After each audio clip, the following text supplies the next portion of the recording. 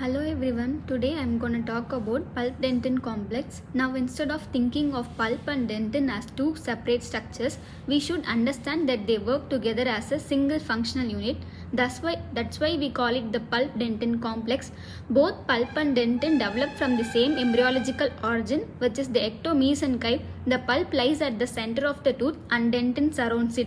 Even though dentin looks hard and inactive, it is actually biologically connected to the pulp. So whenever dentin is affected, whether by caries, trauma or even dental procedures, the pulp immediately responds. This is the reason why damage to the dentin is considered damage to the pulp. Now let's talk about why these two structures are closely related. Along the border between pulp and dentin, there is a layer of cells called odontoblasts. The cell bodies of odontoblasts are present inside the pulp, but their process extends into the dentinal tubules. These tubules run from the pulp all the way to the outer dentin. Because of these arrangement, stimuli applied on dentin like cold, heat or touch are transmitted directly to the pulp. Now let's look at the functions of the pulp-dentin complex. First is the formative function. Odontoblasts continuously form dentin throughout life. Primary dentin forms during tooth development. Secondary dentin forms after eruption. And tertiary dentin form as a response to the irritation. Next is the sensory function. The pulp is richly supplied with nerves. Interestingly, the pulp can feel only one sensation, and that is pain.